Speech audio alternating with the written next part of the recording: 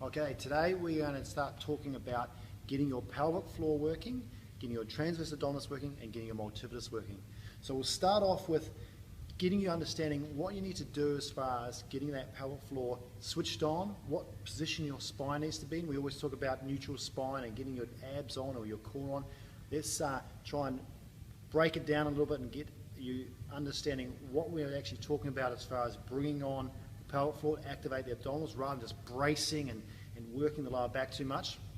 And then we'll work on trying to get that switched on and then trying to get your lower back switched on and getting those little muscles which are called multifidus, which you might have heard of, which are the stabilizers for the spine, trying to get them switched on rather than the big extensors switched on.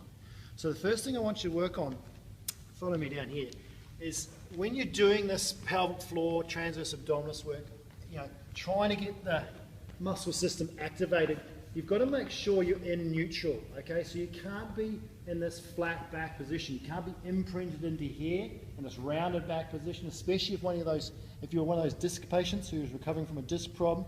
And you also can't be arched up into here. A lot of people, when they try and do core work and raise their legs, they arch up too much. So we've got to try and find our neutral position. So what I want you to do, hands on your hip bones, and you've got to try and go arching up all the way here.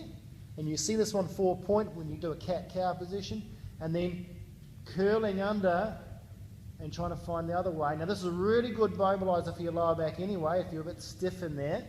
So trying to find the extremes, extension there, flexion here, that lumbar spine, and then finding that nice midway point in between.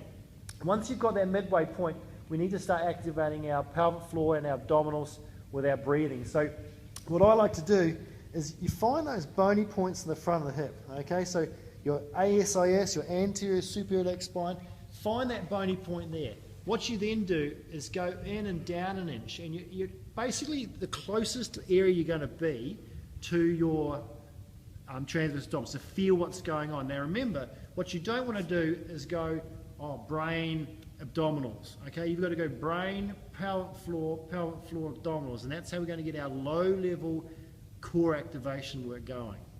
So come over here and have a look at this. So if we try and think about, if you're breathing, what I want you to do is as you breathe out, you're going to tighten up or draw up that pelvic floor. Now, if you can think about the pelvic floor as your toilet muscles, okay? So they're the muscles that are going to stop you going to the toilet, all right, in the front, not the back. You want any bum gripping.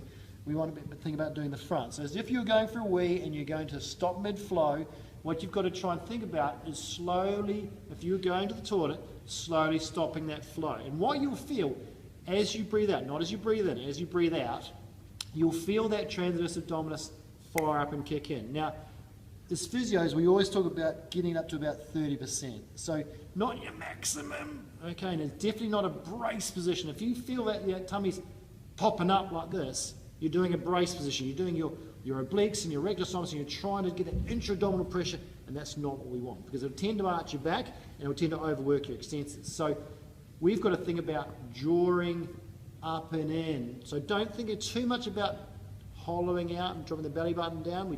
That tends to be to lift up through here. So we've got to try and keep our ribs down, okay? And then as we breathe out, we lift up until we feel that tone, about 30% tone.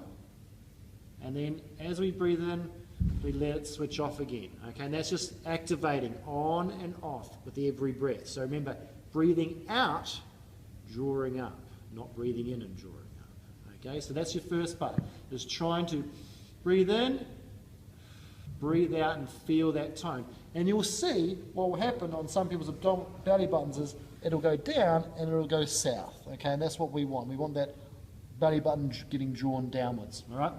So there's your first exercise. That is breathing, pelvic floor, transverse abdominis. All right, getting that activated, getting it firing up.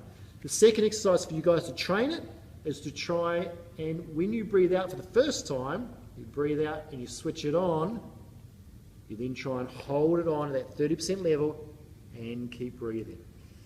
In and out. And don't let it switch off as you breathe in. In and out. And just feeling that tone, keeping it on at 30%, breathing in, breathing out, and trying to keep it activated the whole time. And I'd go for about 20 breaths, and then you have a break, have a rest, okay? That's in supine. We've also got to do it in 4-point. Supine's easy. We can feel what's going on. 4-point is harder. So when you go, what I mean by 4-point is you're like in this horse stance or cow position, okay? And what you want to aim for is arms straight down, thighs straight down, and again, start with getting that lower back into that neutral spine. A lot of people start here and they'll go sag straight into there. That's no good. You've got to try and get up into neutral. And so I would go all the way up into flexion, so round that lower back, tuck that belly button into that sort of cat position, and then drop down into the cow position. And just do that a couple of times, cat and cow, trying to really mobilize that lower back and then find your halfway point in between. Crucial thing is too, you're not dropped down at the shoulders, okay? You've got to be up into neutral protraction as well. So you're not dropped down into here.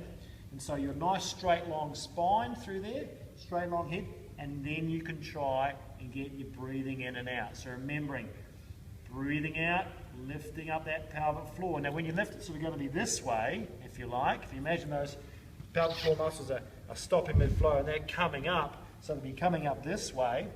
And what will happen is your belly will actually rise as you draw that pelvic floor in. Okay, so that's that breathing in, breathing out, drawing out that pelvic floor. Now, you have to feel internally for this one. You can't feel here unless you put one hand in, but that's harder because you've got to do it with one arm. That's another exercise we'll go through later. So, working on that neutral spine, getting that pelvic floor activated. Okay.